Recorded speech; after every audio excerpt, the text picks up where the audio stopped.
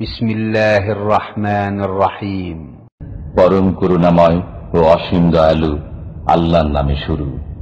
ومن أحسن قولا ممن دعا إلى الله وعمل صالحا وقال إنني من المسلمين.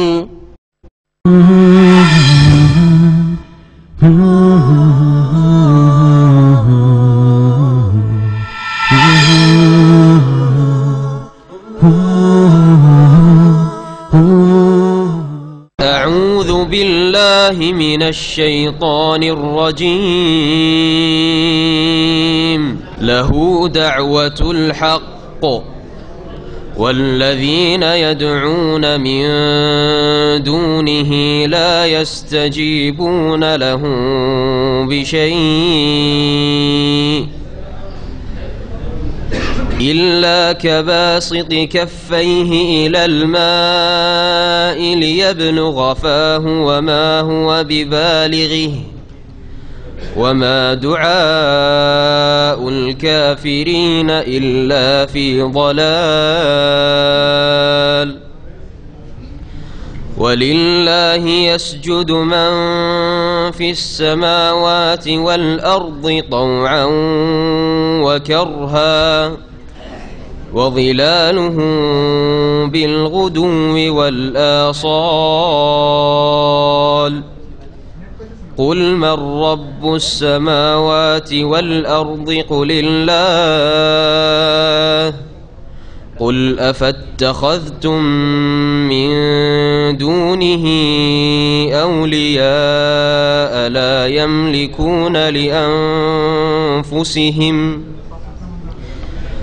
يملكون لأنفسهم نفعا ولا ضرا. قل هل يستوي الأعمى والبصير أم هل تستوي الظلمات والنور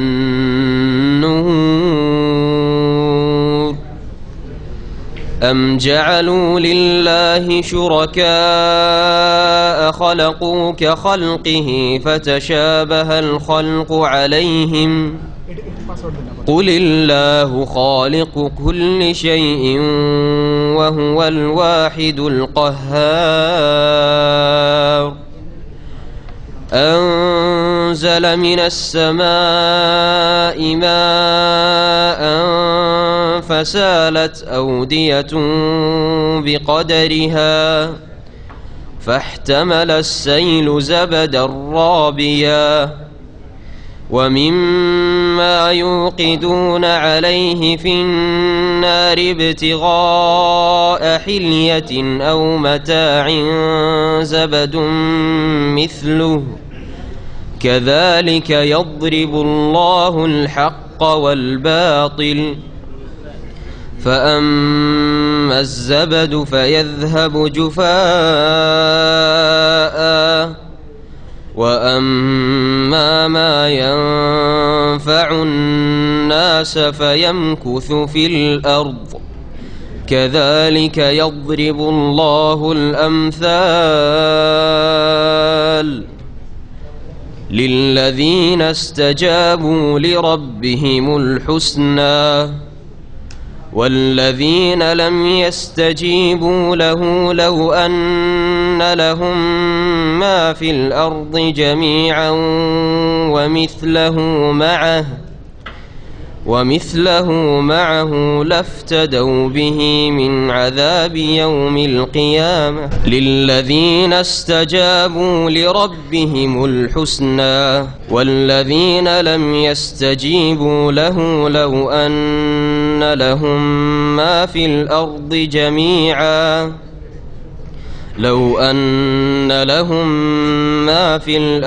جميعا لافتدوا به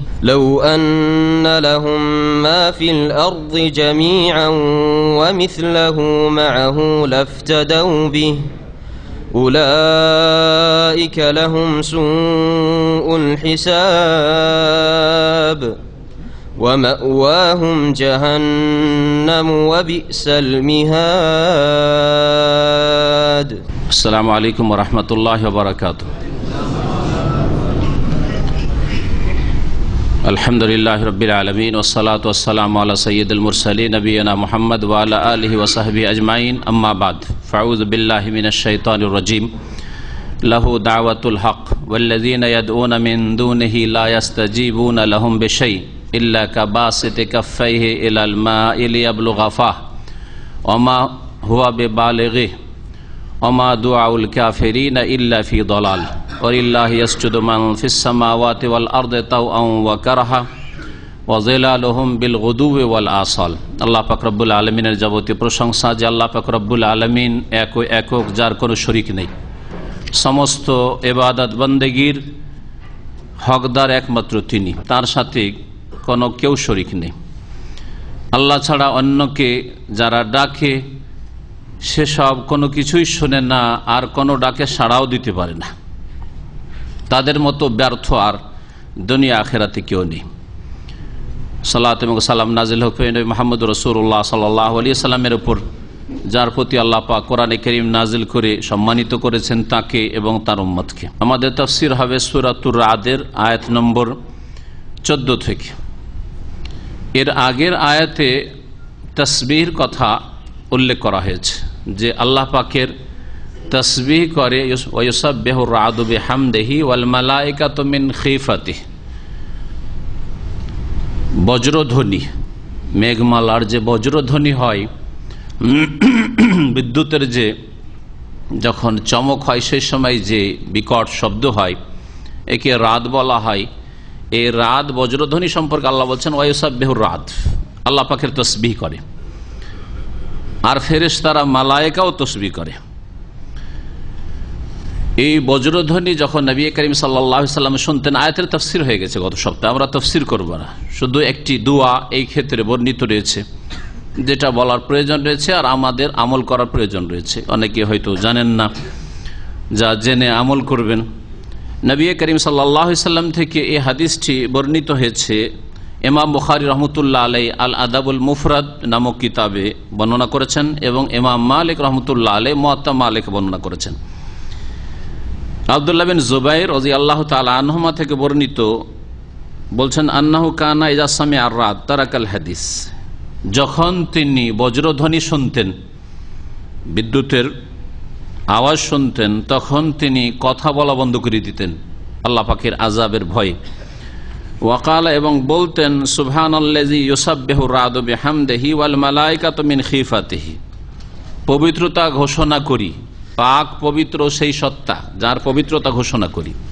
আল্লাযী ইউসাব্বিহুর রা'দু বিহামদিহি, যার পবিত্রতা ঘোষণা করে প্রশংসার সাথে সাথে বজ্রধ্বনি।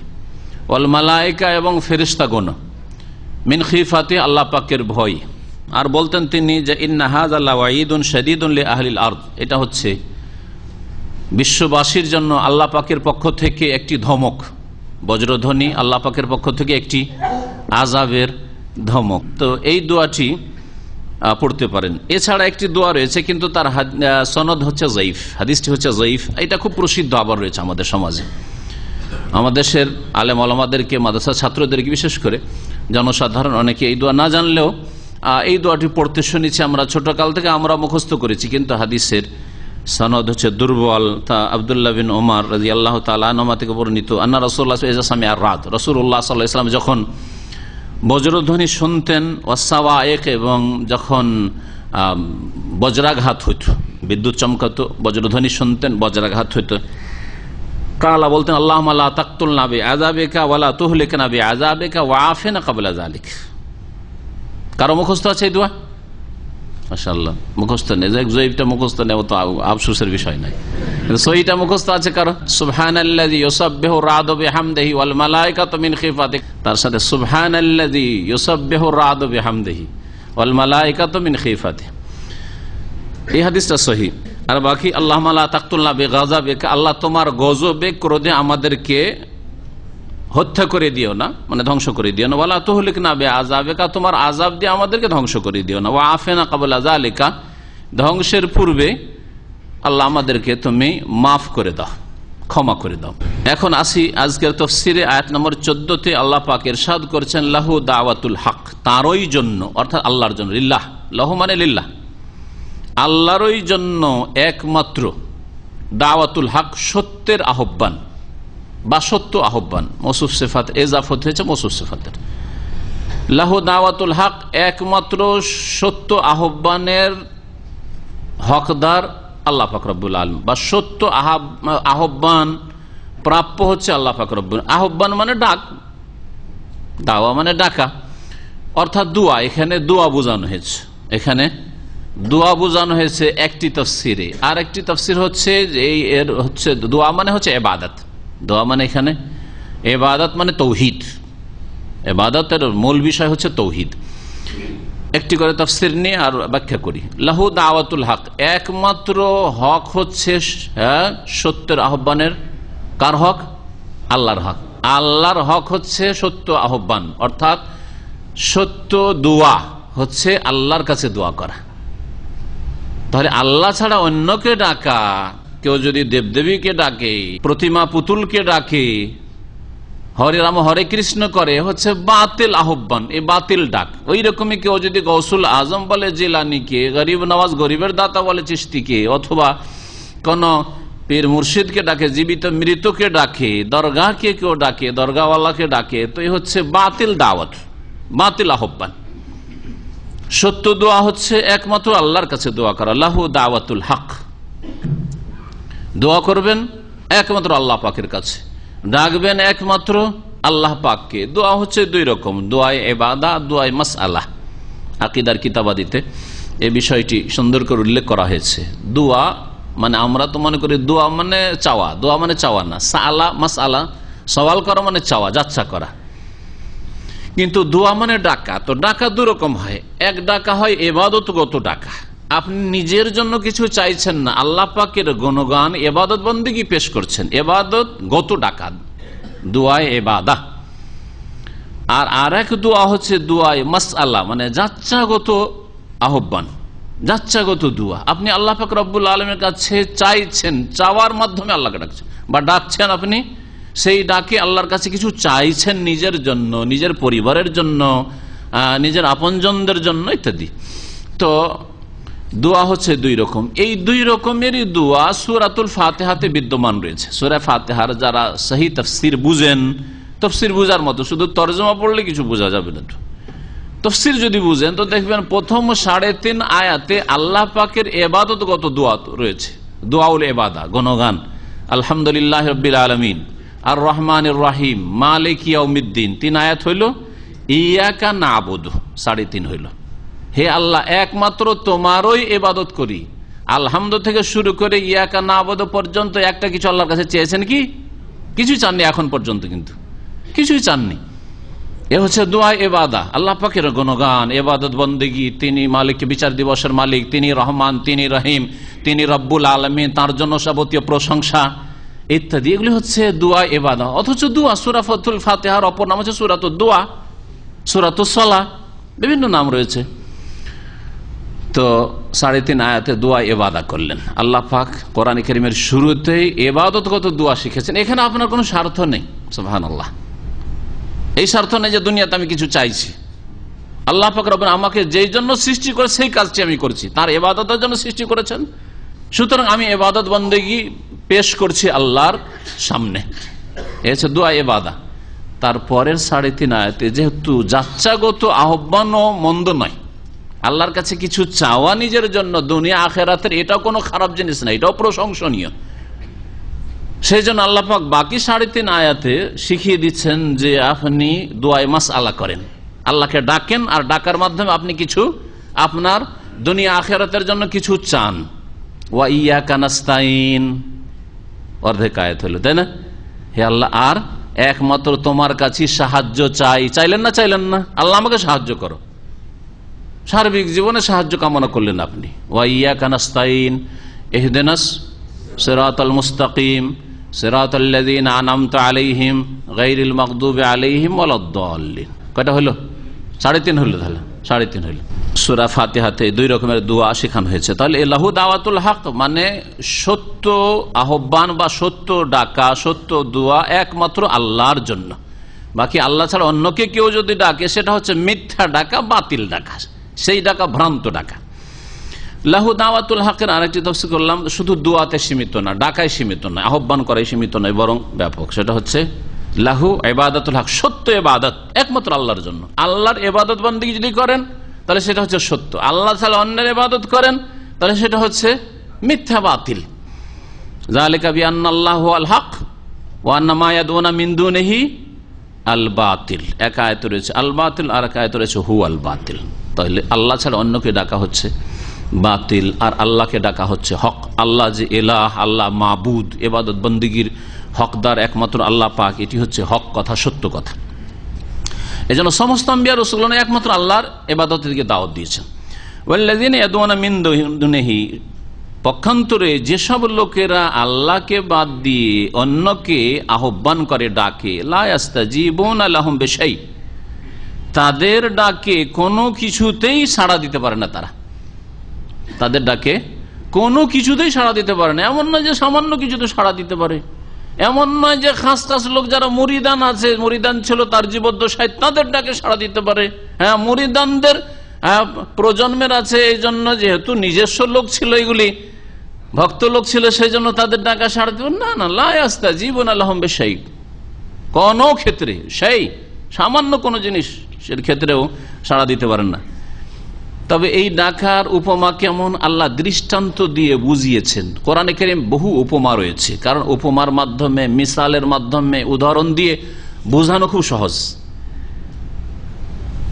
একটা বিষয় থিওরিক্যাল আছে, সেটাকে প্র্যাকটিক্যালি আপনি বুঝাচ্ছেন, এটা মানুষ সহজে বুঝতে পারে, যে কোনো শ্রেণীর মানুষ বুঝবে, শিক্ষিত অশিক্ষিত সবাই বুঝতে পারে। এই জন্য আল্লাহ পাক কোরআনে কারীম অতিল কালাম নযরিবুহা লিন-নাস লাআল্লাহুম ইয়াতাফাক্কারুন, আল্লাহ পাক কোরআনে বহু এই রকমের আমসাল বর্ণনা করেছেন, আমসালুল কোরআন। ওর মধ্যে একটি হচ্ছে এখানে ইল্লা কাবাসিতি কাফাইহি ইলাল মা, আল্লাহ ছাড়া অন্যকে ডাকে তার অবস্থা একমাত্র ওই লোকের মতো। কোন লোকের মতো? কাবাসিতি কাফাইহি, যেই ব্যক্তি তার 2 হাত প্রসারিত করে রয়েছে। বাসাতে আবশ্যক মানে প্রসারিত করা, লম্বা করা। যেই ব্যক্তি 2 হাত প্রসারিত করে রয়েছে এলাল মা, পানির দিকে, পানি সামনে, পুকুরে পানি আছে, নদীতে পানি আছে, বা কূপে পানি আছে, যেখানে পানি আছে পানির দিকে হাত লম্বা করে আছে, এইরকম হাত লম্বা করে আছে, পানি কিন্তু উঠাচ্ছে না, শুধু পানির দিকে হাত লম্বা করে আছে এরকম। লিয়াবলুগা ফা, আর তার উদ্দেশ্য আছে এইরকম হাত লম্বা করে থাকলেই পানি নিজেই কি করবে, উঠিয়ে চলে আসবে, হাতে চলে আসবে, বা মুখে চলে আসবে। লিয়াবলুগা ফা, যাতে করে তার মুখে পৌঁছে যায়, মুখে পৌঁছে যায়। ওমা হবে বালেগে, অথচ সেই পানি কখনো তার মুখে পৌঁছবে না, হাতেও পৌঁছবে না, যতক্ষণ পর্যন্ত হাত দিয়ে না উঠাবে, কর্ম না করবে, মেহনত না করবে, হাতটাকে পানি ধরে রাখতে পারে এইরকম না করবে। যদি এইরকম করে রাখে তো পানি থাকবে না, তাই না? তাহলে পানি তখনই হাতে আসবে যখন হাতে পানি নেবে। পানি নেওয়ার পরে পানিটা যাতে করে হাতে ধরে রাখতে পারে, ওই রকম হাতটা যতক্ষণ না করবে, হাতটাকে যতক্ষণ কাছিয়ে মুখে না নিয়ে আসবে, ততক্ষণ পানি মুখে আসবে না। মুশরিকের উদাহরণ হচ্ছে ওই রকম। মুশরিকের দৃষ্টান্ত আল্লাহ বয়ান করেছে যে মুশরিক আল্লাহ ছাড়া অন্যকে ডাকে, আল্লাহ ছাড়া অন্যকে ডাকে যে এর মাধ্যমে দুনিয়া, ইহকাল, পরকালের কল্যাণ হাসিল হবে, কিছুই পায় না। যেমন পানির দিকে হাত লম্বা করে থাকলে পানি কিছুই দিতে পারে না, কারণ পানি হচ্ছে নির্জীব, পানির কোনো প্রাণ নেই যে পানি নড়ে চড়ে চলে আসবে মানুষের মতো, পানি কোনোদিন তার মুখে আসে না, ওই রকমই তার কোনোদিন মনস্কামনা পূরণ হবে না। ওমা দুআউল কাফিরিনা ইল্লা ফি দালাল, আর কাফেরদের আহ্বান ভ্রান্ত ছাড়া আর কিছু নাই, ব্যর্থ ছাড়া আর কিছু না। দলাল মানে নিষ্ফল বলতে পারেন, কাফেরদের ডাকা নিষ্ফল ছাড়া আর কিছুই নাই, নিষ্ফল, কোনো ফল নাই এই ডাকাই।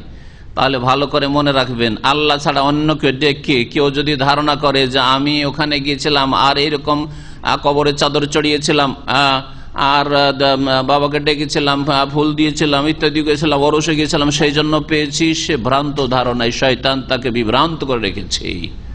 কাফেরদের মুশরিকদের অনেকে বলে যে অপব্যাখ্যা করেছেন, অপব্যাখ্যা করেছে এসব আয়াত নাকি কাফেরদের মানে কাফের মানে অমুসলিম না কাফের মানে যে অস্বীকার করে, যে শুধু আল্লাহর অস্তিত্বকে অস্বীকার করে নাস্তিক শুধু কাফের না, যে আল্লাহর একত্ব তৌহিদকে অস্বীকার করে সেও কাফের মুশরিক হয়? বলেন দেখি।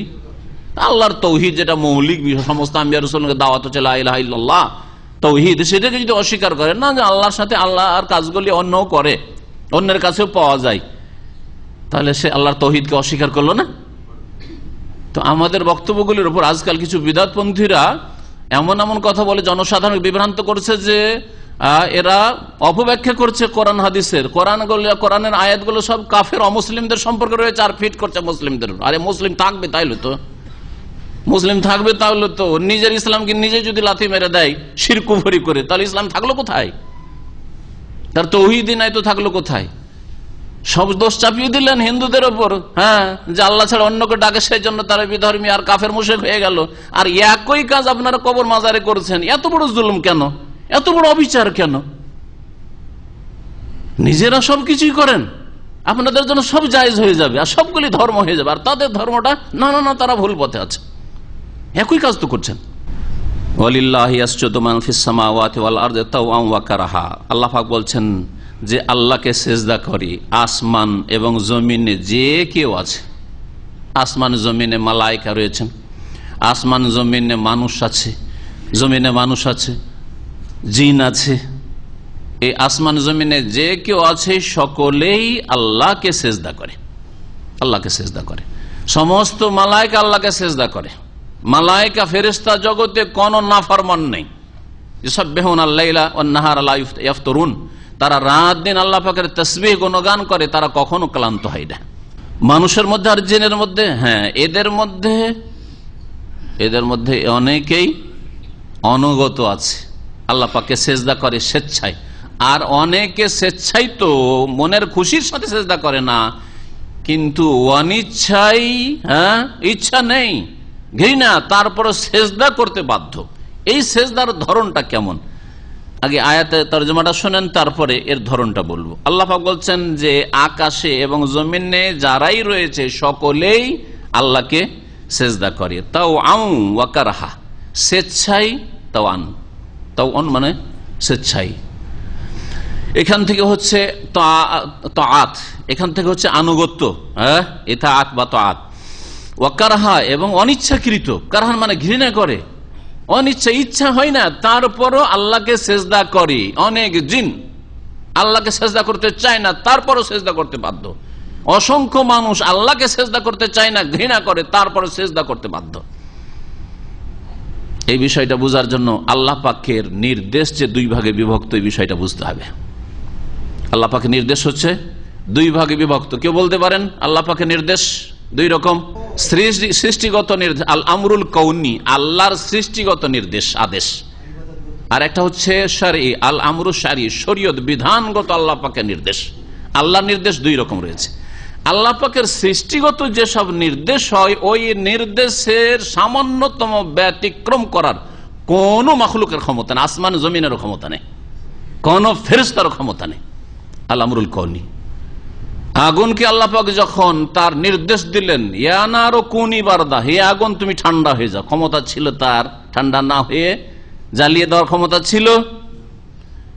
কুনি বারদা ওয়া সালামান আলা ইব্রাহিম, ইব্রাহিমের জন্য তুমি নিরাপদ রাখো ইব্রাহিমকে, কোনো ক্ষতি করিও না, এমন ঠান্ডা হয়ে যাও না যে ঠান্ডা দিয়ে ক্ষতি করে দিও তার, এইরকম কাজ করিও না।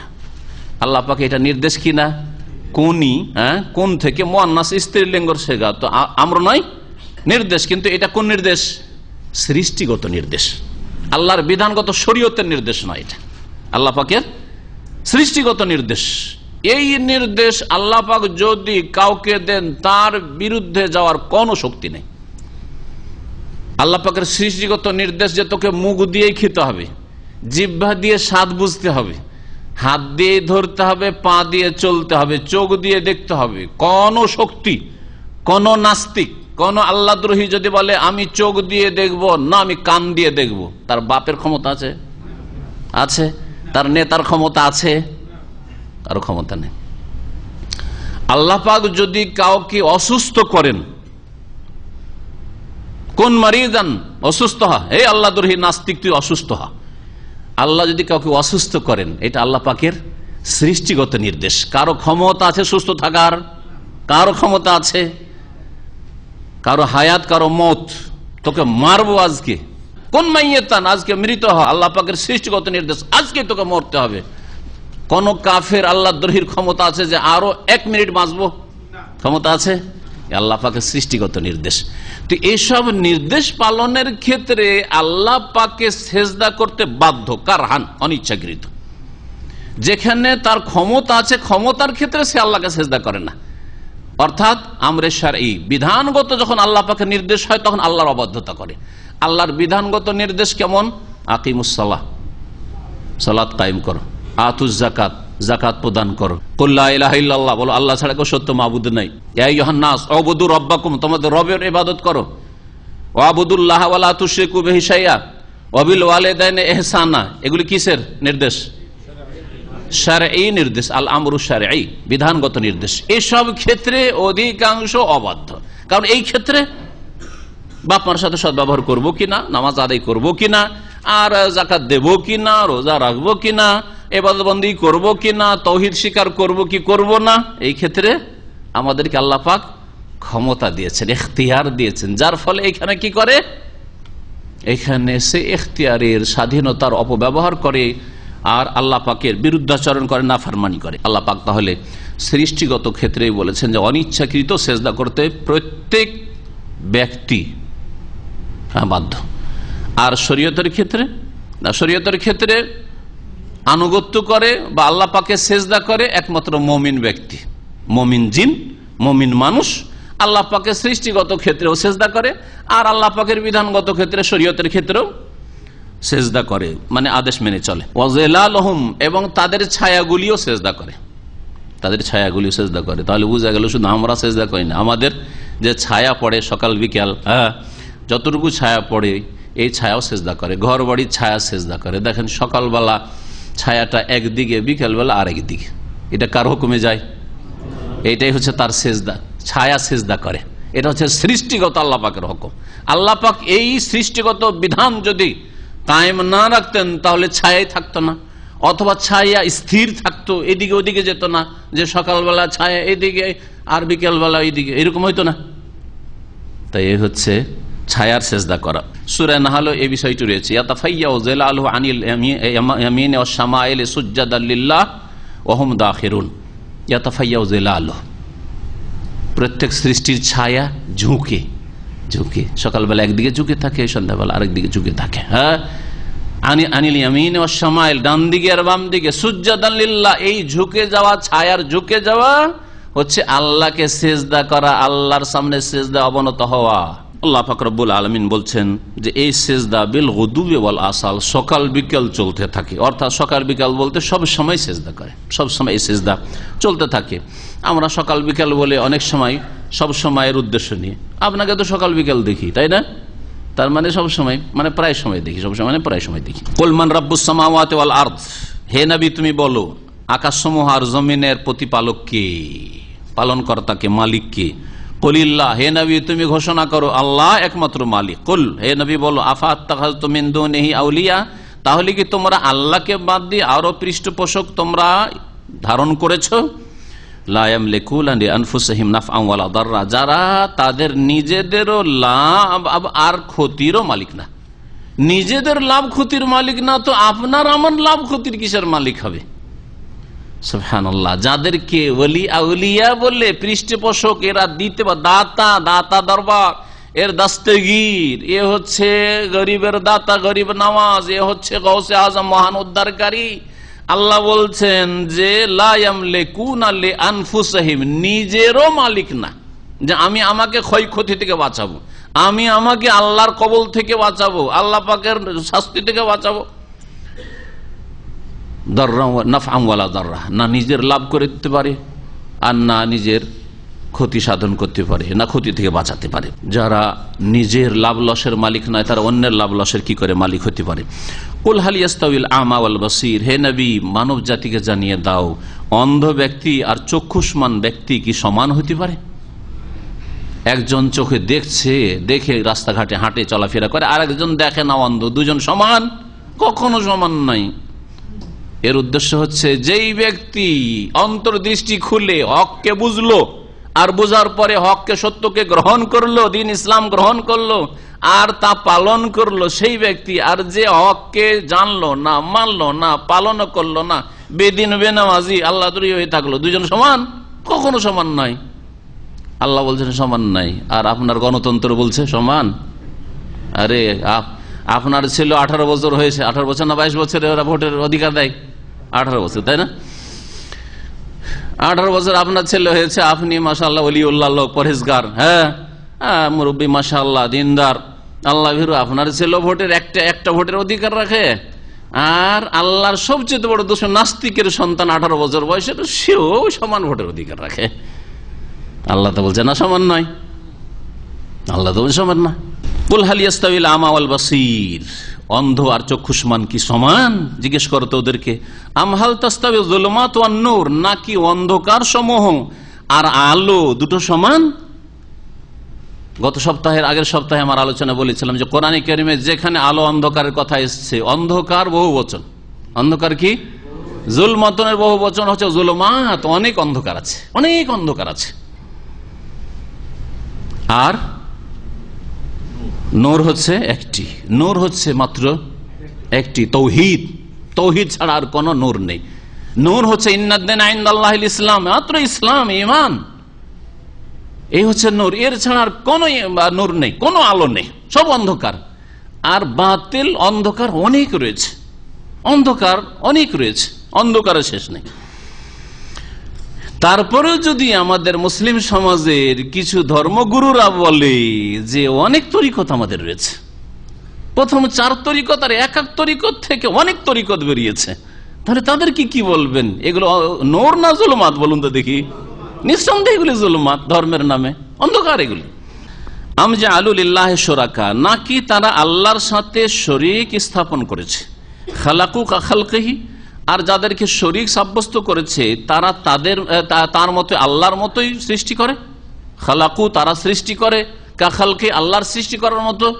এমনটা কি কোথাও দেখেছে যে আল্লাহ পাক আমাদেরকে সৃষ্টি করেছেন আর অমুক অমুক লোককে কে সৃষ্টি করেছে? দুর্গা সৃষ্টি করেছে, বা দরগা সৃষ্টি করেছে, আব্দুল কাদের জিলানী সৃষ্টি করেছে, চিশতি সৃষ্টি করেছে, শাহজালাল সৃষ্টি করেছে, আছে নাকি? হ্যাঁ, আম জাআলুলিল্লাহি শুরাকা, তারা কি আল্লাহর জন্য এমন শরীক স্থাপন করেছে, খালাকু কা খালকিহি, যারা সৃষ্টি করেছে আল্লাহর সৃষ্টি করার মতো। ফাতাশাবাহাল খালকু আলাইহিম, সেই জন্য তাদের উপর সৃষ্টি তালগোল হয়ে গেছে, গোলমাল হয়ে গেছে, অস্পষ্ট হয়ে গেছে, বুঝতে পারেন যে কোনটা আল্লাহর সৃষ্টি আর কোনটা ওদের সৃষ্টি।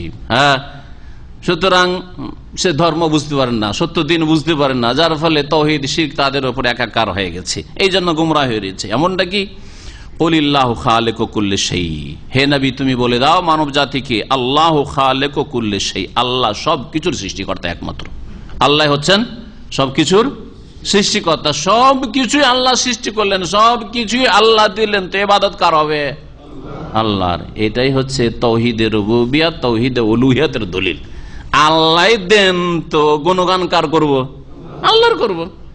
আল্লাহ যখন আমাকে দিয়েছেন সবকিছু, মাথা থেকে পা পর্যন্ত, আর যা কিছু আমার নিয়ামত আছে সবকিছু আল্লাহ দিয়েছেন, তো সিজদা করবো আল্লাহকে, ডাকবো আল্লাহকে। এই হচ্ছে যার হচ্ছে তাওহীদে রুবুবিয়্যাত, যিনি রব, তার জন্য হবে ইবাদত।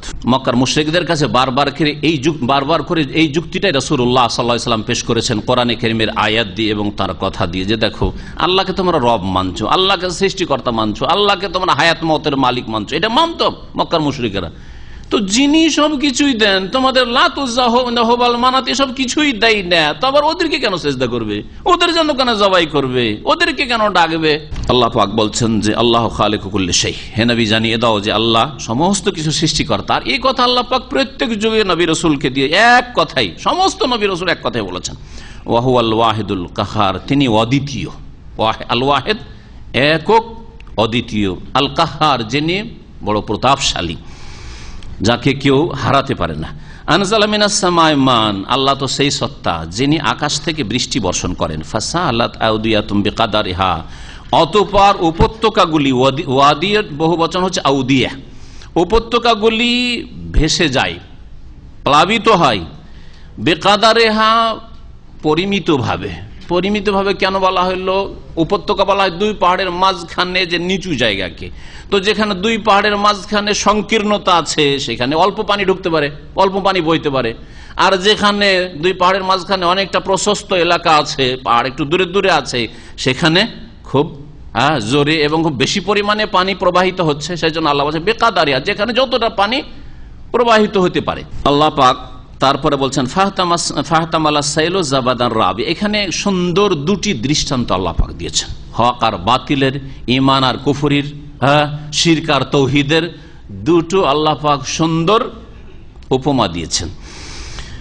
আল্লাহ পাক বলছেন যে এইরকম যখন পানি বর্ষণ হয়, বর্ষণ হওয়ার পরে উপত্যকা দিয়ে পানিগুলি বহে যায়, যেখান দিয়ে যতটা বইতে পারে, ফাহতামালা সাইল ও জাবাদা রাবিয়া, তখন এই বন্যা, সাইল মানে বন্যা, আজকাল ফেজান বা ফেজানাত বলা হচ্ছে, পুরাতন আরবিতে সাইল বন্যাকে বলা হয়। ফাহতামালা সাইল, এই যে পানি বহে যাচ্ছে, এই বন্যার পানি বয়ে নিয়ে যায়, এহতামালা মানে বহন করা, শাব্দিক অর্থ, বয়ে নিয়ে যায় জাবাদান রাবিয়া। জাবাদ মানে হচ্ছে ফেনা, আর রাবিয়া রাবায়ারবু মানে কোনো কিছু ওপরে ভাসা। আমরা এখানে এই জন্য তর্জমা করো ভাসমান, ভাসমান ফেনা, আর ফেনা ওপরে ভাসে, পানির ওপর ফেনা ভাসে। তো এখন তর্জমা করেন, আল্লাহ পাক বলছেন ফাহতামালা সাইল, যখন এইরকম পানি উপত্যকা দিয়ে বয়ে যায়, বৃষ্টি বর্ষণের পরে যখন বন্যায় এলাকা প্লাবিত হয়, সেই সময় ফাহতামালা সাইল, বন্যার পানি বয়ে নিয়ে যায় জাবাদার রাবিয়া, ভাসমান ফেনাকে, উপরে ফেনা ভাসতে থাকে। ওয়ামিম্মা, এই তো এক রকমের ফেনা, এক রকমের ফেনা এরকম হয়, দেখা যায় যে বন্যার পানির উপর অনেক ফেনা ভাসছে, খড়কুটো ভাসছে, কোথা থেকে যে বয়ে এগুলো এসছে আল্লাহ পাক জানে, যা এর আগে কখনো দেখেন নাই, কিন্তু যখন বন্যা হয় তখন আমরা দেখতে পাই, ঠিক না? আর আরেক রকমের কিছু ময়লা আবর্জনা উপরে ভেসে ওঠে, সেটা হচ্ছে খাদ। যখন কিছু পদার্থ জ্বালানো হয় আগুনে, সেটাকে ফ্রেশ করার জন্য, যেমন স্বর্ণ, যেমন চাঁদি, যেমন তামা, যেমন পিতল, এইরকম জিনিসগুলির কথা, তৈজসপত্র, বলছেন আল্লাহ পাক রব্বুল আলামিন মা ইউকিদুন আলাইহি ফিন্নার, ওই সব থেকেও ফেনা বা আবর্জনা বেরিয়ে আসে, যেগুলিকে জ্বালানো হয় ফিন্নার, আগুনে, আগুনে জ্বালানো হয় খাদটাকে আলাদা করার জন্য, খাদ মুক্ত করার জন্য। কি জন্য? ইবতিগা হিলিয়াতিন, অলংকার হাসিল করার জন্য। অলংকার যদি বানাইতে হয় তাহলে খাদটাকে পৃথক করতে হবে, যারা স্বর্ণকার তারা বুঝবে ভালো করে। ইবতিগা হিলিয়া একটা উদ্দেশ্য হচ্ছে যে অলংকার বানাবো, আর একটা উদ্দেশ্য আওমা তাইন, অথবা অন্য কোন তৈজসপত্র আমরা সেগুলি তৈরি করব, কোন পদার্থ থেকে কিছু তৈরি করবে, অন্য কোনো সামান তৈরি করবে। জাবাদ মিসলহু, সেখান থেকেও অনুরূপ ফেনা বা আবর্জনা বেরিয়ে আসে। এখানে জাবাদ খাদকে বলা হয়েছে, খাদ যেটা বেরিয়ে আসে। কাযালিকা ইয়াদরিবুল্লাহুল হক ওয়াল বাতিল, এইরকমই আল্লাহ পাক উপমা বর্ণনা করেন হক আর বাতিলের, সত্য আর মিথ্যার আল্লাহ পাক এইরকমই উপমা বর্ণনা করেন। শোনেন বাকি অংশটুকু আয়াতের। আল্লাহ বলছেন ফাআম্মা যাবাদু ফায়াযহাবু জুফাআন, বন্যার পানির ওপর ভাসমান যে ফেনা থাকে, অথবা যখন কোনো তৈজসপত্রকে কি করা হয়, জ্বালানো হয়, জ্বালানোর পরে যে খাদটা ওপরে ভেসে যায় আবর্জনা, সেটা কি হয়ে যায়, ফায়াযহাবু জুফাআন, সেটা নিশ্চিহ্ন হয়ে চলে যায়। জুফাআন মানে হচ্ছে খড়কুটোর মতো, খড়কুটোর মতো নিশ্চিহ্ন হয়ে চলে যায়।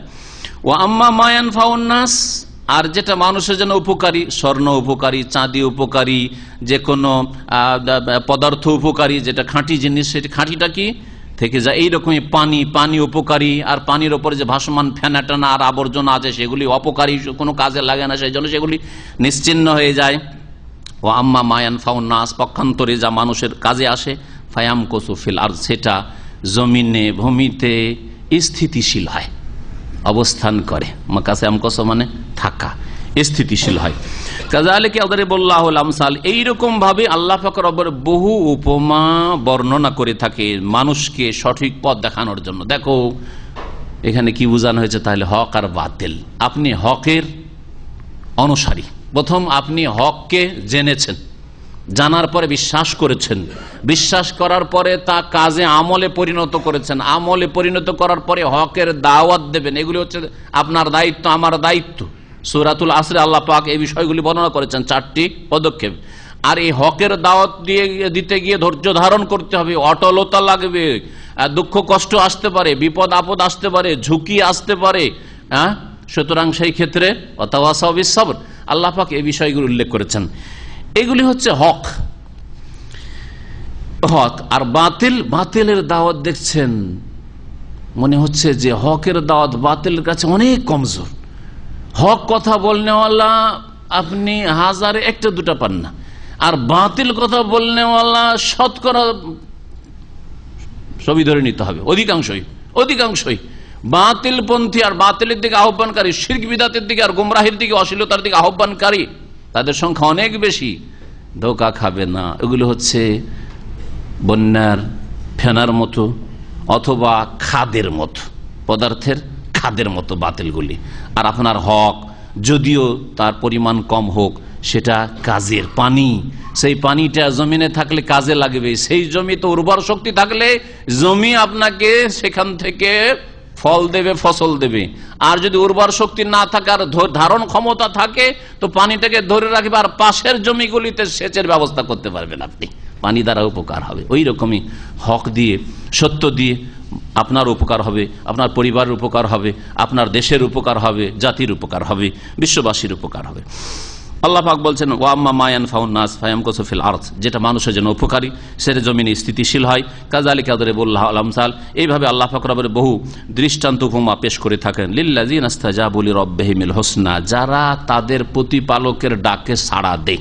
ইস্তেজাবা মানে সাড়া দেওয়া, জবাব দেওয়া। যারা তাদের রবের ডাকে সাড়া দেয় তাদের জন্য আল হুসনা রয়েছে। আল হুসনার একটি তাফসীর হচ্ছে তাদের জন্য জান্নাত রয়েছে। জান্নাতের নাম হচ্ছে আল হুসনা, লিল্লাযিনা আহসানুল হুসনা ওয়া জিয়াদা। আর একটি আয়াত রয়েছে সূরা ইউনূসে, যারা সৎকর্মশীল তাদের জন্য কি রয়েছে? আল হুসনা রয়েছে। আল হুসনা হচ্ছে জান্নাত এই আয়াতে, ওয়া জিয়াদা এবং অতিরিক্ত কি রয়েছে? বোনাস রয়েছে, ফাও রয়েছে। জিয়াদা মানে এখানে ফাও, বোনাস। আর এই জিয়াদার কি তাফসীর করা হয়েছে বলতে পারেন? আল্লাহ পাকের দর্শন, দিদার, সাক্ষাৎ, রুইয়াতুল্লাহ। জান্নাতে জান্নাতীরা যাওয়ার পরে আল হুসনা পেল, আর সেখানে জিয়াদা পাবেন, আল্লাহ পাকের সাক্ষাৎ পাবে, দেখতে পাবে। আর তার চাইতে বড় নিয়ামত তাদের জন্য কিছু হবে না। আর হুসনা আর শাব্দিক অর্থ দিয়ে তাফসীর করা যেতে পারে সার্বিক কল্যাণ। হাসান থেকে হুসনা, হুসনা মানে সার্বিক কল্যাণ, সার্বিক মঙ্গল তাদের জন্য রয়েছে। ওয়াল্লাযিনা লাম ইস্তাজিবু লাহু, আর যারা তার ডাকে সাড়া দেয় না, যারা আল্লাহর ডাকে সাড়া দিল, তৌহিদের ডাকে সাড়া দিল না, রাসূলের সুন্নত আদর্শের ডাকে সাড়া দিল না, মানুষের তৈরি করা বিধান মোতাবেক জীবন যাপন করলো, আল্লাহর ইবাদত করলো না, ইবাদতবিহীন পাশবিক জীবন যাপন করলো গরু ছাগলের মতো, অথবা ইবাদত করলো ভ্রান্ত পথে, শিরকি ইবাদত বন্দী করলো, এরা আল্লাহ পাকের তৌহিদের ডাকে, রাসূলের সুন্নতের ডাকে সাড়া দিল না, ইসলামী জীবনের ডাকে সাড়া দিল না।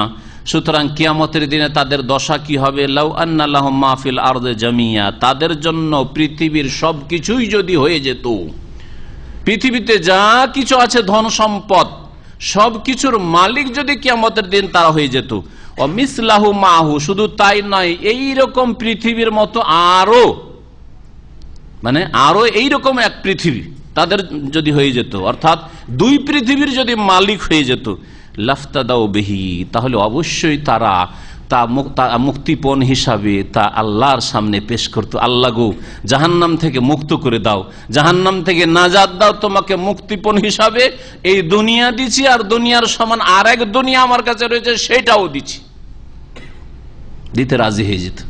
অথচ দুনিয়াতে কাউকে ছাড় দেওয়ার ক্ষেত্রে এক পয়সা ছাড় দিতে চাই না। একটা ডিস্ট্রিক্টের ছাড় দেবে, এটা থানার ছাড় দেবে নেতৃত্ব থাকলে, অথবা টাকা পয়সার ছাড় দেবেন কারো কাছে, না না না এক পয়সা ছাড়বো না।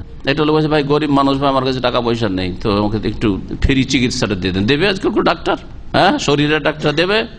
জি, শরীরের ডাক্তার আর রুহের ডাক্তার এটাই পার্থক্য রয়েছে। শরীরের ডাক্তারের কাছে ভিজিট না হলে একটু শরীরের চেক আপ পাওয়া যায় না, আর রুহের আর হৃদয়ের ডাক্তারের কাছে এসে কত কি আপনি জানেন, শেখেন, আর আপনার ইসলাহ সংশোধন হচ্ছে। কখনো তো আপনার কাছে কোনো পয়সা চাওয়া হয়নি, কখনো তো আপনার কাছে পয়সা চাওয়া হয়নি যে ভাই কিছু দেন। আর যদি কেউ চায় ওই রকম, তাহলে সে অন্যায় কাজ করছে, চেয়ে নেয়। যদি যাকে শিখাচ্ছে তার কাছে সরাসরি চেয়ে নেয়, হ্যাঁ অন্য কোনো পক্ষ থেকে তাকে যদি দেওয়া হয়, সেটা আল্লাহ পাক রব্বুল আলামিনের পক্ষ থেকে আসছে। আর তাতে যেন সে লোভী না হয়, সেই পয়সার পিছনে যেন মরিয়া হয়ে না ছুটে, যে পয়সা না হইলে আমি, যেখানে পয়সা নেই সেখানে আমি নেই, এইরকম যেন রুহের আর কলবের ডাক্তার না হয়। আল্লাহ পাক আমাদের সকলকে হিদায়াত দান করেন আর সংশোধন করার তৌফিক দান করেন। আল্লাহ পাক বলছেন, উলাইকা লাহুম সুউল হিসাব, এইসব লোকেরা যারা আল্লাহর ডাকে সাড়া দেয়নি, তাদের জন্য খুব কঠিন হিসাব রয়েছে। কঠিন হিসাব রয়েছে। কঠিন হিসাব হচ্ছে জেরা করা। প্রিয় নবী মুহাম্মদ রাসূলুল্লাহ সাল্লাল্লাহু আলাইহি ওয়াসাল্লামের সহিহ হাদিস মা আয়েশা রাদিয়াল্লাহু তাআলা আনহা থেকে বর্ণিত, নবী করিম সাল্লাল্লাহু আলাইহি ওয়াসাল্লাম বললেন, মান নুকিশা ফিল হিসাবে হালাকা। অন্য রিওয়ায়াতে রয়েছে উযযিবা। যার হিসাব নিকাশের সময় কিয়ামতের দিনে বিচার দিবসে জেরা করা হবে, নুকিশা জেরা করা হবে, তুমি কেন এটা করে এসছো, কেন করেছো তুমি এটা, কেন করেছো তুমি এটা, কেন এটা করনি, এটা হচ্ছে জেরা করা। বুঝছেন না, জেরা করা, নুকিশা। যদি এইরকম জেরা করে আল্লাহ পাক যদি জিজ্ঞাসাবাদ করেন, তো হালাকা, সে ধ্বংস হয়ে যাবে, সর্বনাশ, জাহান্নামে যেতে হবে তাকে, কেউ বাঁচতে পারবে না। অন্য রিওয়ায়াতে উযযিবা, অবশ্যই তাকে আযাব, শাস্তি দেওয়া হবে জাহান্নামের, যদি জেরা করা হয়। যখন এই কথা নবী করিম সাল্লাল্লাহু আলাইহি ওয়াসাল্লাম বললেন, তখন আয়েশা রাদিয়াল্লাহু তাআলা বড় ফাকিহা ছিলেন, বলছেন, আলাইসাল্লাহু ইয়াকুল ইয়া রাসূলুল্লাহ, হে আল্লাহর রাসূল, আল্লাহ পাক তো এরকম কথা বলছেন নাকি যে ফাম্মান উতিয়া কিতাবে ইয়ামিনি, ডান হাতে যদি আমলনামা আছে, ফাসাফা ইউহাসাবু হিসাবান ইয়াসিরা, সহজ হিসাব হবে। ডান হাতে আমলনামা মানে সহজ হিসাব। তো আল্লাহ তো বলছেন সহজ হিসাব, আর আপনি বলছেন যদি হিসাবে জেরা করা হয় তো সব ধ্বংস হয়ে যাবে। তো নবী করিম সাল্লাল্লাহু আলাইহি ওয়াসাল্লাম কি বলেছেন উত্তরে, যালিকাল আরদু ইয়া আয়েশা, হে আয়েশা, ওটা হচ্ছে আল্লাহর আমলনামা পেশ করা। যার সহজ হিসাব হবে তার সামনে শুধু আমলনামাটা পেশ করা হবে, কর্মলিপি, তোমার এই কাজগুলি করেছিলে, জেরা করা হবে না। কিন্তু কারো যদি জেরা করা হয়, জিজ্ঞাসাবাদ শুরু করা হয়, তাহলে অবশ্যই ধ্বংস হয়ে যাবে। আল্লাহ পাক বলছেন, মাআহুম জাহান্নাম, আর এদের বাসস্থান হচ্ছে জাহান্নাম, বিসাল মিহাদ, আর জাহান্নাম কতই জঘন্য শয়ন স্থল। মাহাদ, মাহাদ বলা হয় মায়ের কোলকে, মা যে কোলে নেই এটাকে মাহাদ বলা হয়। তো বেসাল মেহা, জাহান্নাম হচ্ছে বড়ই জঘন্য মেহা, জঘন্য কোল, অর্থাৎ জঘন্য শয়নস্থল।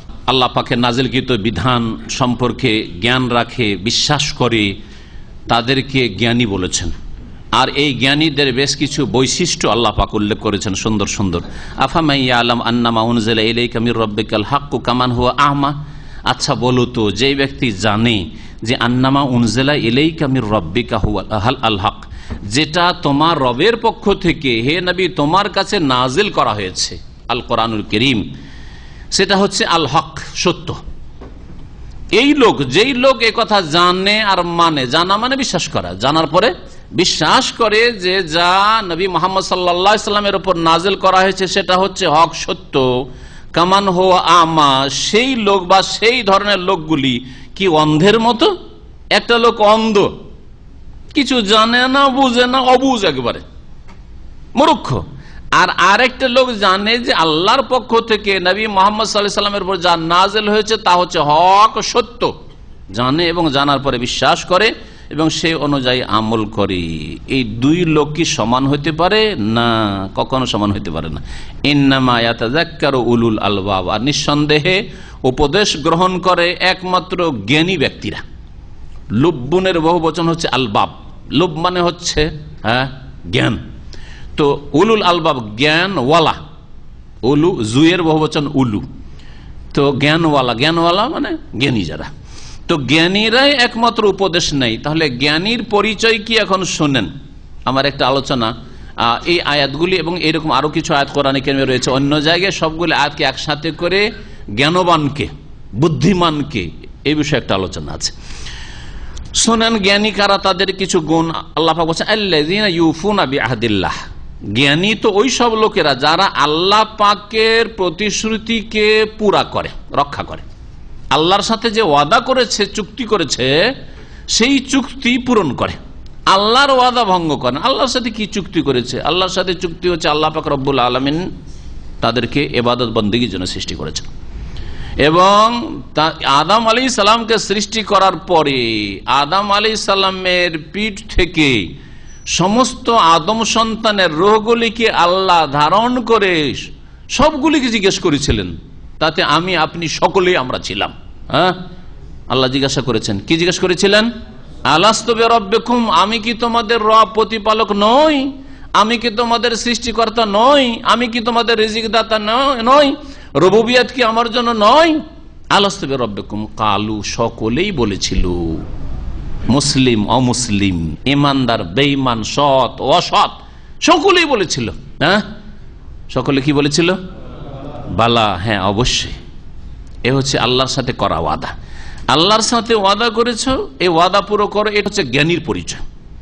আর প্রতিশ্রুতি প্রমিস ভঙ্গ করা, এটা হচ্ছে নির্বুদ্ধিতার পরিচয়। ওয়ালা ইয়ানকুযুন আল মিসাক, আর তারা চুক্তি ভঙ্গ করে না, চুক্তি ভঙ্গ করে না। আল্লাহর চুক্তি দিয়ে শুরু করে, আল্লাহর সাথে যে চুক্তি রয়েছে, ওয়াদা রয়েছে, সেই ওয়াদা যদি পুরা করে দেয় তো মানুষের ওয়াদা খেলাফি করবে না, মানুষের সাথে করা প্রতিশ্রুতি ভঙ্গ করবে না। এই কথাই বলি যে যারা আল্লাহর হক নষ্ট করে তারা মানুষের হক স্বাভাবিক নষ্ট করতে পারে। আমি অনেক ভাইয়েরা ধার দেয় অন্য লোকদের, তখন আমি প্রথম প্রশ্ন করি, প্রশ্নই থাকে আমার, আর আমিও ধার দেওয়ার ক্ষেত্রে এটা খেয়াল রাখি যে সেই লোকটি নামাজ পড়ে, বলছেন না নামাজ পড়েন না। আমি বললাম কি করে তার উপর আস্থা করলেন? যে আল্লাহর সাথে খেয়ানত করে, সে আপনার সাথে খেয়ানত করা কোনো ব্যাপার হলো তার জন্য? আপনার টাকা মেরে খাওয়া, বেইমানি করা কোনো ব্যাপার হলো তার জন্য? কোনো ব্যাপার না, বাস্তব সত্য। যেই ব্যক্তি 5 ওয়াক্ত নামাজ পড়ে, যদি একটু হাত ভারীও হয় আর কোন মুনাফিক একটা চরিত্র থাকেও, চেষ্টা করবে মাঝে মধ্যে তাকে তার ঈমান ধাক্কা দিবে, ধিক্কার দেবে, তিরস্কার দেবে যে তুই একজন মুসলিম, তুই 5 ওয়াক্ত নামাজ পড়ছিস, তুই ফজর নামাজ পড়ছিস, তুই সিজদা করছিস আল্লাহ পাককে, আর তুই মানুষের হক খেয়ে বসে আছিস, তোর কি কাজে আসবে এগুলো? কিন্তু যে নামাজ পড়ে না, ওর এইসব ধিক্কার কোথায়? নাফসে লাওয়ামা তার কাছে আছে কোথায় যে তাকে ধিক্কার দেবে? নাফসে লাওয়ামা মানে তার নাফসে আম্মারা বিসু, সবসময় তাকে অনিষ্টের নির্দেশ দিচ্ছে তার সেই নাপাক অপবিত্র আত্মা। এবং শয়তান, জিন শয়তান, মানুষ শয়তান তার ডানে বামে লেগে আছে। যদি টাকা না দিলে তোর কি করবে? তোর বাড়ি কোথায়, ওর বাড়ি কোথায়, কি করতে পারবে? কিছু করতে পারবে না। ওয়াল্লাযীনা ইয়াসলুনা মা আমারা আল্লাহু বিহি আন ইউসাল, আর জ্ঞানী ওই সব লোকেরা যারা অক্ষুণ্ণ রাখে, ওয়াসালা ইয়াসালু মানে মিলানো, মিলিয়ে রাখে, মিলিত রাখে, শাব্দিক অর্থ মিলিত রাখে, বিচ্ছিন্ন করে না। ওয়াল্লাযীনা ইয়াসলুনা মা আমারা আল্লাহু বিহি আন ইউসালা, আল্লাহ পাক যা মিলাতে বলেছেন, অর্থাৎ যা অক্ষুণ্ণ রাখতে বলেছেন, যেই সম্পর্ককে আল্লাহ পাক অটুট আর অক্ষুণ্ণ রাখতে বলেছেন, সেই সম্পর্ককে অক্ষুণ্ণ রাখে। সেটা কিসের সম্পর্ক? সিলাতুল আরহাম, রাহিমের সম্পর্ক, জরায়ুর সম্পর্ক, আত্মীয়তার সম্পর্ক, বাপের বংশের সাথে সম্পর্ক, মায়ের বংশের সাথে সম্পর্ক, জি এগুলো হচ্ছে সিলাতুল আরহাম, আত্মীয়তার সম্পর্ক। আর তারপরে বৈবাহিক সম্পর্ক, 3টি গোত্রের সাথে আমাদের সম্পর্ক হয়ে থাকে, ঠিক না? 3টা বংশের সাথে আমাদের সম্পর্ক হয়। একটা বাপের বংশ, চাচা আর ফুফু, হ্যাঁ, দাদা দাদি, ঠিক না? মায়ের বংশ, মামা খালা, ঠিক না? জি এরা, জি। আর একটা সম্পর্ক হয়, হ্যাঁ, সেটা হচ্ছে সম্পর্ক সেহর, হ্যাঁ, বৈবাহিক সম্পর্ক আল্লাহ কোরআনে কারিমে বর্ণনা করেছেন। প্রথম 2টি সম্পর্ক সবচেয়ে বেশি গুরুত্বপূর্ণ, আর তারপরে 3 নম্বর হচ্ছে বৈবাহিক সম্পর্ক। সেটাও সম্পর্ক, কিন্তু সেটা হচ্ছে 3 নম্বরে। আজকাল অধিকাংশ মানুষ এটাকে 1 নম্বরে করে দিয়েছে। বড় কুটুমদের সাথে সম্পর্কই আলাদা। বড় কুটুম বুঝেন, এটা আমাদের অঞ্চলের ভাষা, জানি না আপনারা বুঝেন কি বুঝেন না। বড় কুটুম, শালা শালি, এরা হচ্ছে বড় কুটুম, কথা বুঝতে পারছেন? এরা বড় কুটুম, হ্যাঁ, ফাঁসে পাপিষ্টদের কাছে। হ্যাঁ হ্যাঁ, বরং আমি একবার ট্রেনে সফর করছি, আর আমার সামনে কয়েকটা হিন্দু যুবক বসে আছে, আর যাচ্ছে তারা অনেকদিন পরে, বাইরে দিল্লি টিল্লি কোথাও কাজ করে, রাজস্থান ইত্যাদি, যাচ্ছে আর বলছে যে তুই কোথায় যাবি? প্রথম তোর বাড়ি যাবি না তোর শ্বশুর বাড়ি? বলছে যে শ্বশুর বাড়ি যাবো। কেন শ্বশুর বাড়ি যাবি? বলছে আছে, ওইখানে সব আছে, শালা শালি সব আছে। বলছে হ্যাঁ, তাহলে শালি আধা ঘরওয়ালি, শালি আধা ঘরওয়ালি, বুঝতে পারছেন? এই হচ্ছে হিন্দুদের ধারণা।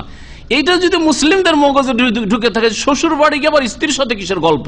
স্ত্রী তো নিয়ে যাবো সাথে করে, এখন শালির সাথে গল্প। এরা চরিত্রহীন, এরা অশ্লীলতায় লিপ্ত রয়েছে, এরা একেবারে নোংরা নিকৃষ্ট লোক সমাজের। আল্লাহ এদেরকে হেদায়েত দান করেন। এটা বিজাতির সভ্যতা, বিজাতির সভ্যতা। কখনো যার মেয়ে আছে, কখনো আপনি দুল্লা ভাইদের কাছে, ভগ্নিপতিদের কাছেও যেতে দেবেন না। কেন? আপনার বাড়িতে শুধু বাইরে ডেকোরেশন পর্দা, যে বাইরে গেলে শুধু বোরখা পরে যায় আর ভিতরে, বাড়ির ভিতরে সবকিছু চলে, ভগ্নিপতির সাথে গল্প চলে, দেবর ভাসুরে গল্প চলে, এই পর্দার তো কোনো মূল্য নেই। ঘরের ভিতরে একে পর্দা কায়েম, হিজাব কায়েম করতে হবে, হ্যাঁ, আর তারপরে তখন বাইরে পর্দা কায়েম করতে হবে। আল্লাহ পাক রব্বুল আলামিন বলছেন যে ওয়াল্লাযিনা ইয়াসিলুনা মা আমারা আল্লাহু বিহি আন ইউসালা, আর জ্ঞানী ওই সব লোকেরা যারা অক্ষুণ্ণ রাখে ওই সম্পর্ককে, যেই সম্পর্ক অক্ষুণ্ণ রাখার আল্লাহ পাক নির্দেশ দিয়েছেন, সেই সম্পর্ক ছিন্ন করে না। সুতরাং কোন আত্মীয়দের সাথে সম্পর্ক ছিন্ন করবে না। লা ইয়াদখুলুল জান্নাতা কাতিউন, নবী সাল্লাল্লাহু আলাইহি ওয়াসাল্লাম বলছেন যেই ব্যক্তি আত্মীয়তার সম্পর্ক বিচ্ছিন্ন করে সে জান্নাতে যাবে না, সে জান্নাতে প্রবেশ করবে না। আর সবচেয়ে বড় সম্পর্ক এই ক্ষেত্রে বাপ মায়ের সাথে, আত্মীয়দের মধ্যে সবচেয়ে ঘনিষ্ঠ সম্পর্ক আর প্রথম সম্পর্ক হচ্ছে বাপ মায়ের সাথে, যাদের মাধ্যমে আপনার অস্তিত্ব পৃথিবীতে এসেছে। আর তারপরে তখন ছেলে মেয়েরা, ভাই বোন ইত্যাদি এসব, তারপরে অন্যান্যরা। আল্লাহ পাক রব্বানা বলছেন যে ওয়ায়াখশাউনা রাব্বাহুম, আর জ্ঞানীরা তাদের প্রতিপালককে ভয় করে, ওয়ায়াখাফুনা সুআল হিসাব, আর তারা কঠিন হিসাবকে ভয় করে, যে আল্লাহ আমাদের হিসাব যেন কিয়ামতের দিনে মুশকিল না হয়ে যায়, কঠিন না হয়ে যায়, সেখানে গিয়ে আমাদের হিসাবের পরিণাম যেন খারাপ না হয়। ওয়াল্লাযিনা সাবারু ইবতিগা ওয়াজহি রাব্বিহিম, আর ওই সব লোকেরা, জ্ঞানী ওই সব লোকেরা যারা তাদের প্রতিপালকের সন্তুষ্টির উদ্দেশ্যে ধৈর্য ধারণ করে। ওয়াজহি রাব্বিহিমের দুটি তাফসীর করেছেন তাফসীরকার। একটা হচ্ছে ইবতিগা ওয়াজ, আল্লাহর চেহারা তলাশ করা, মানে আল্লাহর সন্তুষ্টি তলাশ করা, এখানে ভাব অর্থ। কিন্তু আল্লাহর চেহারা আছেই বলে, আল্লাহর চেহারা বলে সন্তুষ্টিকে উদ্দেশ্য করা হয়েছে। এই নয় যে আল্লাহর চেহারা নেই মোটেই, হ্যাঁ, আল্লাহ নিরাকার, আল্লাহর চেহারাই নেই। আর এমনিতে আল্লাহ পাক যেমন আমরা ঘোড়ার ডিম বলি, অথচ ঘোড়ার কোনো ডিম হয় না, ওই রকমই আল্লাহ বলেছেন এই কথা মিথ্যা, এই কথা হচ্ছে বাতিল, এটা ভ্রান্ত আকীদা। আল্লাহ নিরাকার, আল্লাহর চেহারা নেই, আল্লাহর হাত নেই, আল্লাহর পা নেই, যারা বলে এরা গোমরা পথভ্রষ্ট। তাওহীদুল আসমা সিফাতের প্রতি তাদের ঠিক বিশ্বাস নেই, এই ক্ষেত্রে তারা গোমরা, বিভ্রান্ত।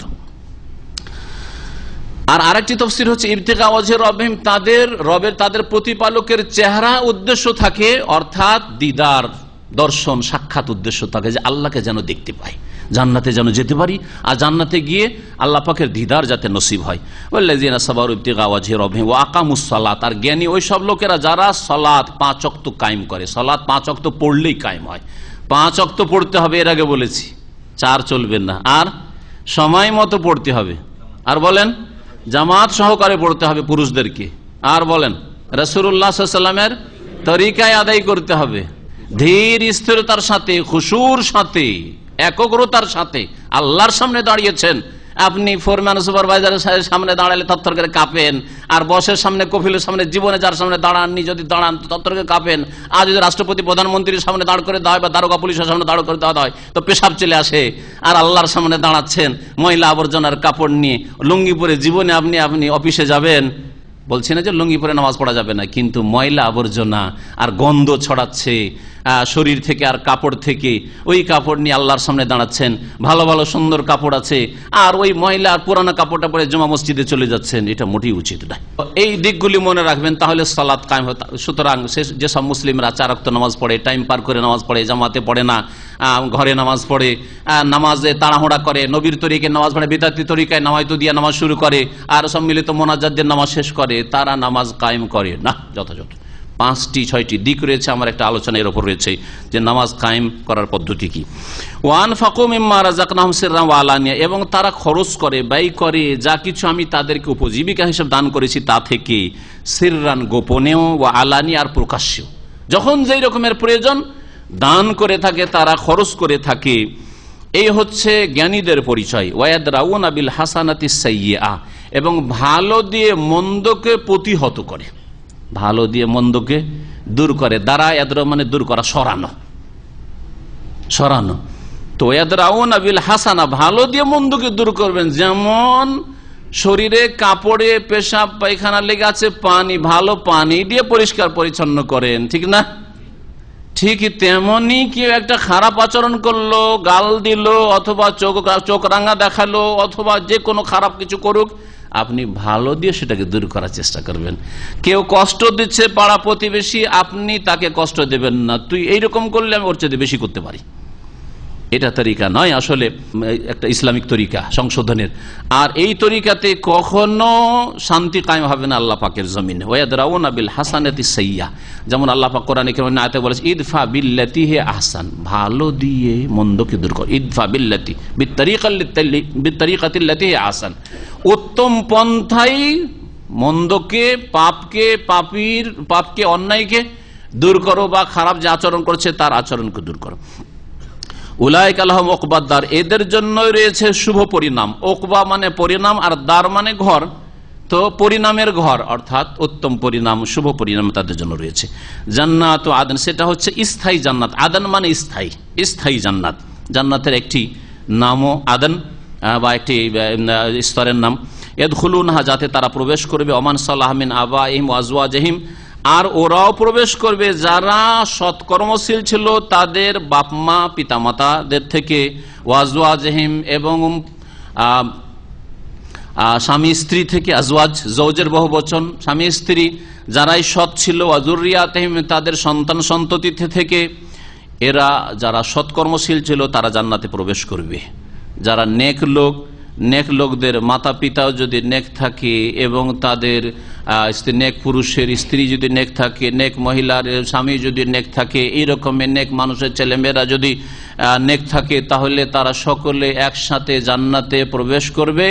এবং মর্যাদার দিক থেকে, আমলের ক্ষেত্রে, ইমানের ক্ষেত্রে কম বেশি থাকলেও আল্লাহ পাক কাছাকাছি করে দেবেন, মিলিত করে দেবেন, যাতে করে একসাথে থেকে পুরোপুরি শান্তি লাভ করতে পারে।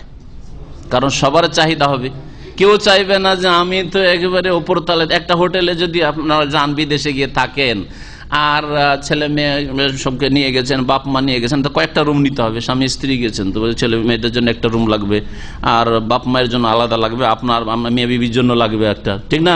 তা 3টা রুম। যদি হোটেলওয়ালা বলে যে আপনি 10 তলায়, আপনার বাপ মা 20 তলায়, আর আপনার ছেলে মেয়ে হচ্ছে 3 তলায়, ভালো লাগবে?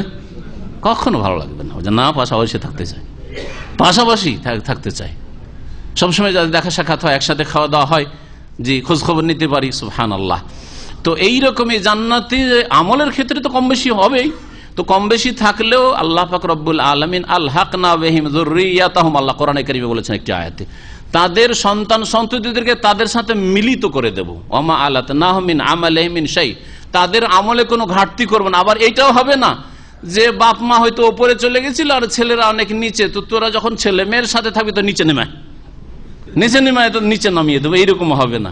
অথবা ছেলে মেয়ে মাশাআল্লাহ আলেমে দিন হয়েছে, আর নেক হয়েছে, পরেজগার হয়েছে, তৌহিদ বুঝেছে, আর মাশাআল্লাহ আমলও সুন্দর, কিন্তু বাপ মা বুড়ো হাড্ডি হওয়ার পরে তৌহিদ সুন্নত পেয়েছে, কিছুটা মেনেছে, যদিও শিরক মুক্ত হয়েছে, কিন্তু অতটুকু ইমান হয়তো মজবুত হন। অনেকের বাপ মা এরকম আছে, এমন বাপ মা নিচে পড়ে গেছে জান্নাতে গিয়ে, আর ছেলে মেয়েরা ওপরে চলে গেছে।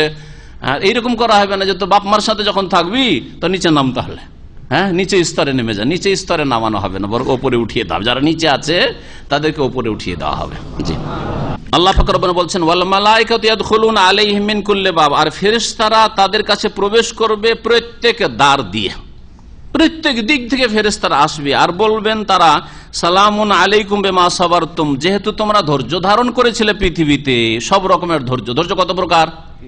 3 প্রকার। এই ধৈর্য ধারণ করেছিলে, সুতরাং তোমাদের জন্য শান্তি আর শান্তি রয়েছে। আল্লাহর দ্বীনের উপর অটলতার ধৈর্য ধারণ, গুনাহ থেকে বেঁচে থাকার ক্ষেত্রে ধৈর্যের প্রয়োজন রয়েছে, ধৈর্য ধারণ, আর বিপদ আপদ বালা মুসিবতের উপর ধৈর্য ধারণ। এই 3 প্রকারের ধৈর্যের নাম হচ্ছে ইসলাম। এই 3 প্রকারের ধৈর্য যদি থাকে কারোর মধ্যে, তাহলে সে হচ্ছে খাঁটি মুসলিম। তো দুনিয়ায় ধৈর্য ধারণ করেছিলে 5 ওয়াক্ত সালাতের উপর, আল্লাহর ইবাদত বন্দেগীর উপর। ধৈর্য ধারণ করেছিলে গুনাহ থেকে, অনেকে গুনাহ করেছিল, তোমরা গুনাহ করনি। অনেকে হারাম খেয়েছিল, কিন্তু তোমরা হারাম খাওনি, হ্যাঁ হারাম কাজ করনি, ইত্যাদি। এইরকমই বালা মুসিবতে ধৈর্য ধারণ করেছিলে, সুতরাং তোমাদের জন্য শান্তি আর শান্তি। ফানে মা উকবাদ্দার, উত্তম পরিণাম কতই না সুন্দর। ফানে মা উকবাদ্দার লাহুম, তাদের জন্য উত্তম পরিণাম কতই যে সুন্দর হবে।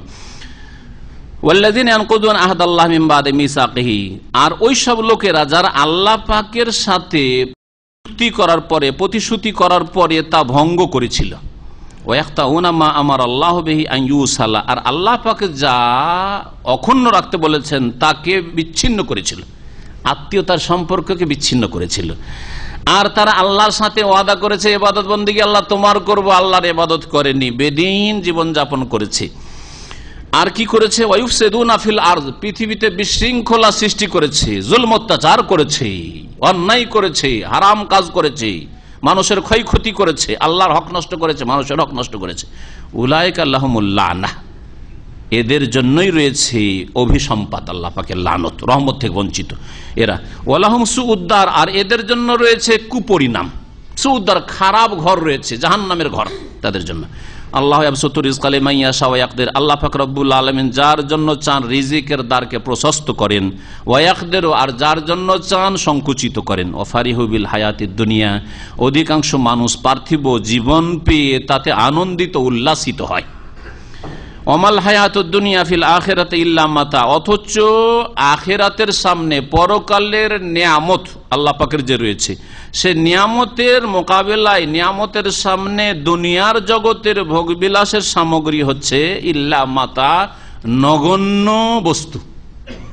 নগণ্য বস্তু, যেমন আল্লাহ কোরআনে কেমন আয়াতে বলছেন কুল মাতাউদ দুনিয়া কালিল, দুনিয়ার ভোগের বস্তু হচ্ছে স্বল্প, নগণ্য, কয়েকদিনের মজা।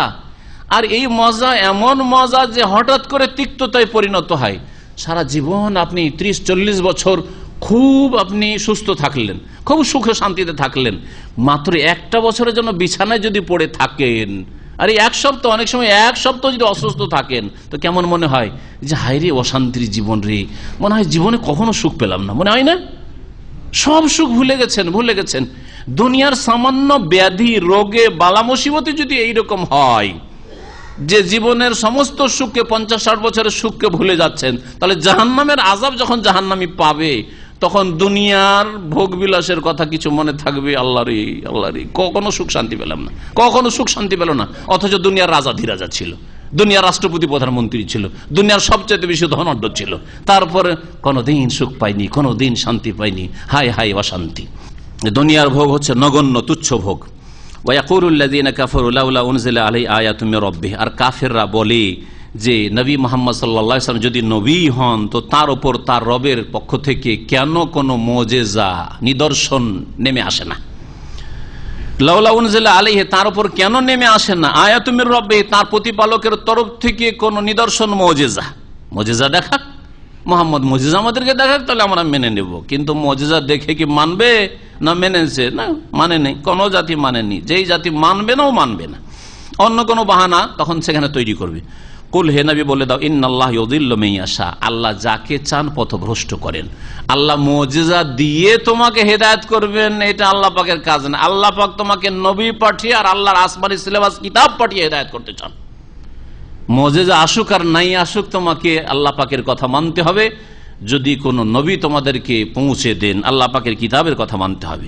যদি না মানো, তাহলে ইউযিল্লু মান ইয়াশা, যে মানতে চাইবেন আল্লাহ যাকে চাইবেন গোমরাহ পথভ্রষ্ট করবেন। ওয়া ইয়াহদি ইলাইহি মান আনাব, এবং যারা আল্লাহ অভিমুখী হয়, আনাবা, এনাবাত মানে অভিমুখী হওয়া, আল্লাহর দিকে ধাবিত হওয়া।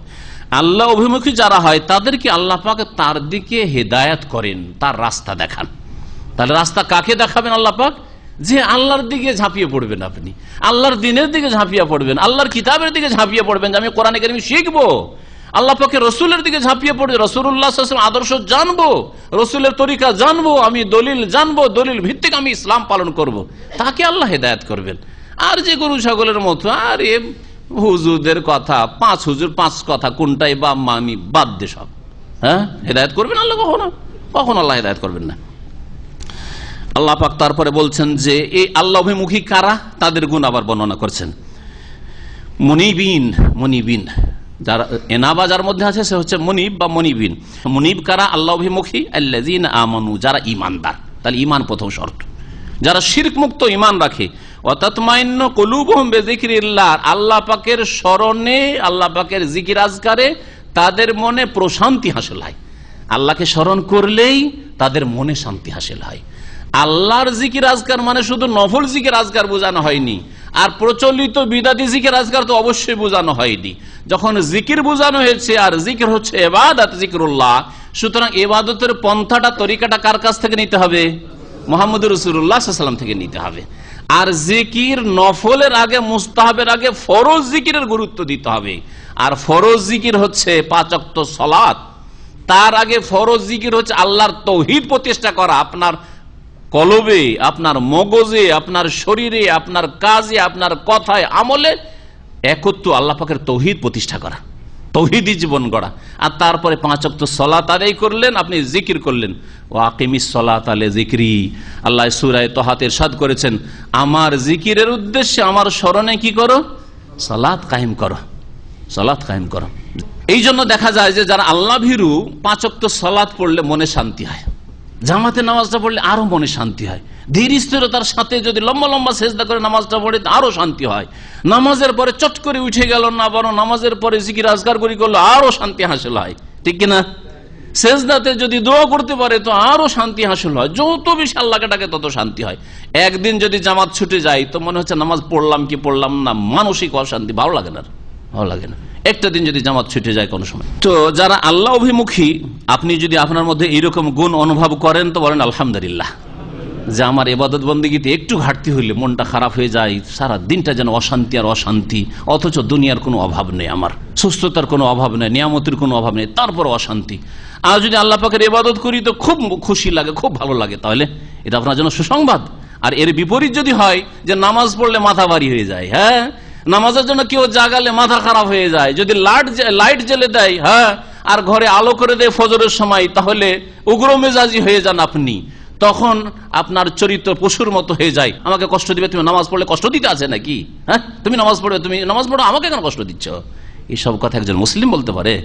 একজন মুসলিম বলতে পারে? কখনো না। তার ঈমান ভঙ্গ করার জন্য এতটাই যথেষ্ট। আল্লাহ শুনে রাখো, বিযিকরিল্লাহি তাতমাইন্নুল কুলুব, আল্লাহর স্মরণেই অন্তরে হৃদয়ের প্রশান্তি হাসিল হয়। সত্যিকার প্রশান্তি আল্লাহকে স্মরণ করলে হয়, অল্পতেই সন্তুষ্ট হতে পারে, আর যেই অবস্থায় থাকে সেই অবস্থায় মানসিক শান্তি হাসিল হয়।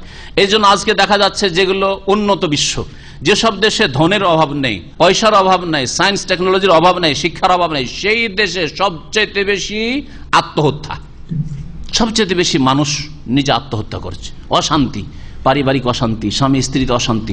সেই দেশে নারীরা সবচেয়ে বেশি নির্যাতিত, ওরা বলে নারী অধিকার, নারী অধিকার, অথচ ওদের দেশে তালাকের হার বেশি। আর স্ত্রী থাকতে খেয়ানত করা, স্ত্রীকে ছেড়ে দিয়ে অনেক গার্লফ্রেন্ড ধরে রাখা, আর স্ত্রীর স্বামীকে বাদ দিয়ে অনেক বয়ফ্রেন্ড ধরে রাখা, এগুলি কি ওই সব কাফের দেশে বেশি নয়? অবশ্যই। কোথায় শান্তি হাসিল হবে? বেশি বেশি খেয়ে আর শরীর মোটা করে আর এসির ঘরে বসবাস করে, যদি স্ত্রীর যদি বয়ফ্রেন্ড থাকে আর স্বামীর যদি গার্লফ্রেন্ড থাকে, তাহলে কি আর শান্তি হাসিল হবে? কখনো শান্তি হাসিল হবে না।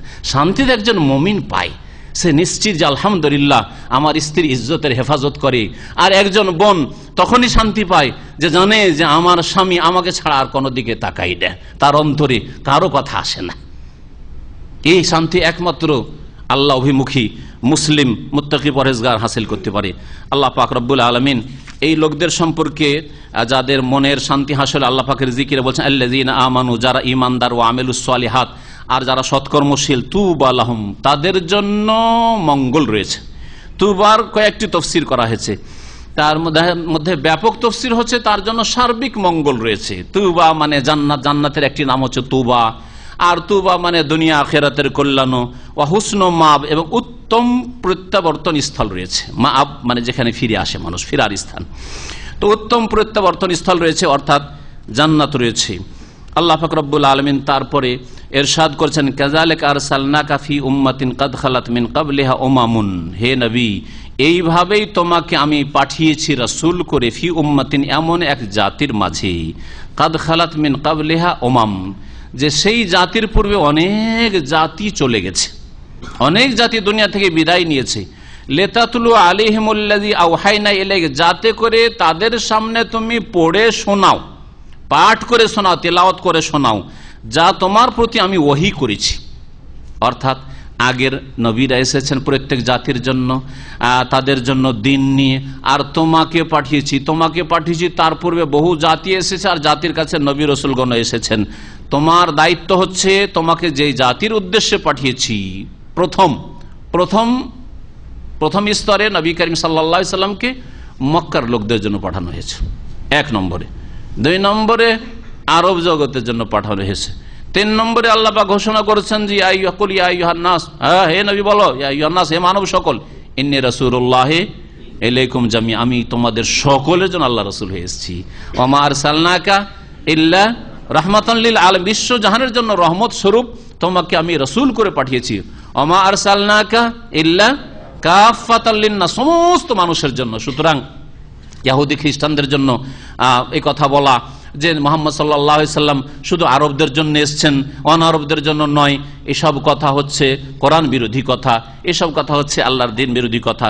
নবী মুহাম্মদ সাল্লাল্লাহু আলাইহি সাল্লামকে কখনো কখনো এইভাবে সম্বোধন করা হয়েছে যে প্রথমখানে যাদের জন্য পাঠিয়েছি, কারণ ইসলামের দাওয়াতের তরিকায় হচ্ছে যে যেখানে প্রথম পাঠানো হয়েছে সেই জায়গার সংস্কার আগে করবেন, সেই জায়গার সংশোধনের আপনি চেষ্টা করবেন, সেখানে একটু জায়গার ব্যবস্থা করবেন। মক্কায় 13 বছর নবী করিম সাল্লাল্লাহু আলাইহি ওয়াসাল্লাম একটা জায়গার ব্যবস্থা করার চেষ্টা করলেন, কিন্তু না, এখানে কোন একটা প্লেস হইল না।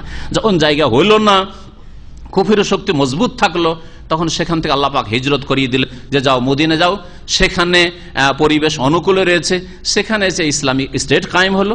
আর তারপরে তখন আল্লাহ পাক মক্কা বিজয় করলেন। এইভাবে দ্বীনের দাওয়াত নবী করিম সাল্লাল্লাহু আলাইহি ওয়াসাল্লামের জামানাতেই অনারবদের কাছেও পৌঁছে দেওয়া হয়েছে। নবী করিম সাল্লাল্লাহু আলাইহি ওয়াসাল্লামের বিভিন্ন চিঠিপত্র যা রাজা বাদশাদের নামে, সেই যুগের শাসকদের নামে পাঠিয়েছেন, পারস্য দেশে পাঠিয়েছেন না পাঠাননি? তাহলে বোঝা গেল যে নবী করিম সাল্লাল্লাহু আলাইহি ওয়াসাল্লামের দাওয়াত শুধু আরবদের জন্য না, কুরাইশদের জন্য না, আর শুধু আরবদের জন্য না, বরং বিশ্ববাসীর জন্য।